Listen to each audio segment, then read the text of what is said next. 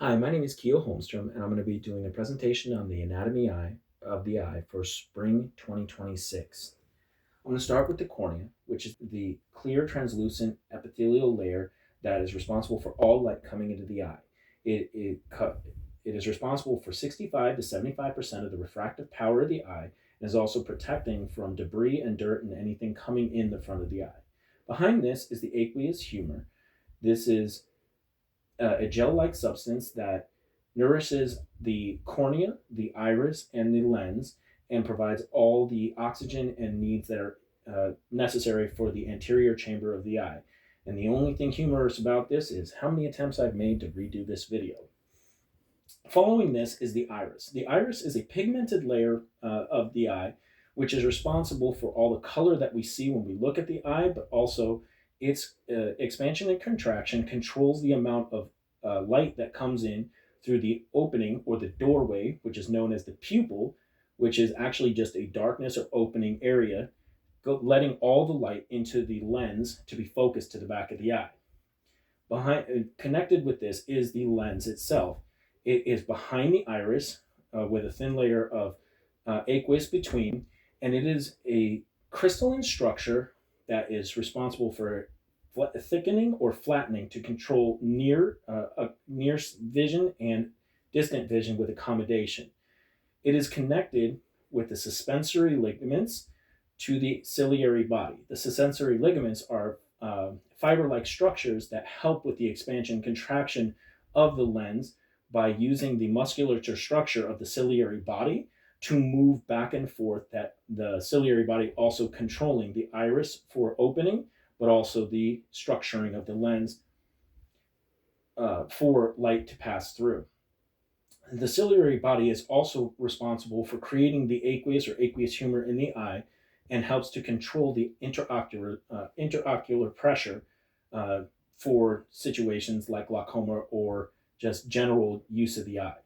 The next portion of this is the canal of Schlemm. The canal of Schlemm is the opening that allows for any aqueous that's been used up or no longer possible to be filtered to be brought away from the eye through specialized veins behind it.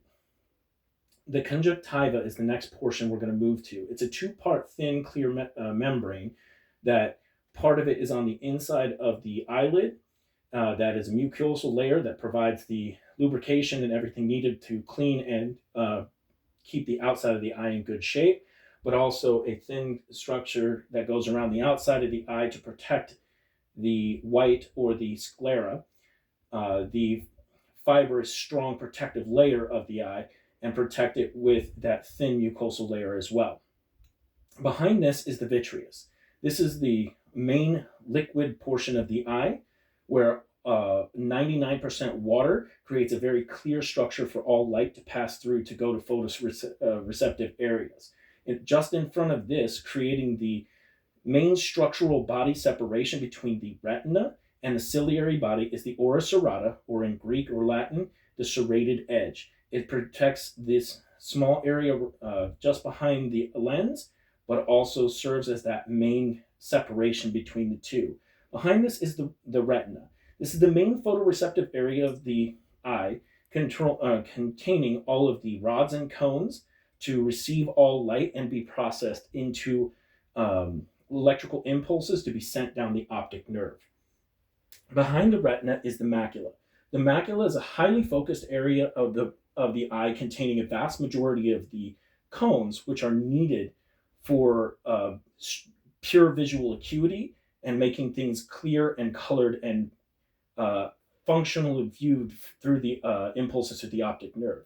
The main portion of this is the fovea centralis. Seen by optometrists and ophthalmologists, it's a clear dot or depression in the macula containing a vast majority of those cones to really create the main portion of clear visual fields. Behind this is the choroid.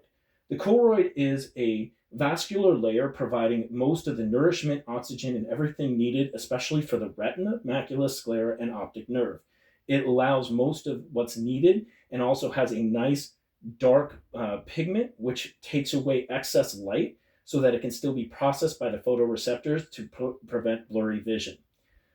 Moving along from here, we end up with the optic disc. This is a minor blind spot in the eye because there are no photoreceptors on the front of it, and it's called the optic head because it's where most of the fibrous nature of all the neurological structures and fibers coming into the eye to be processed are focused, and it's a small white yellow ovular section.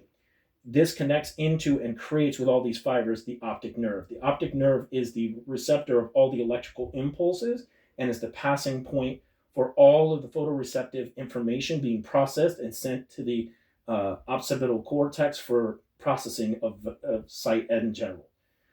Thank you so much for listening, and I hope you have a wonderful day.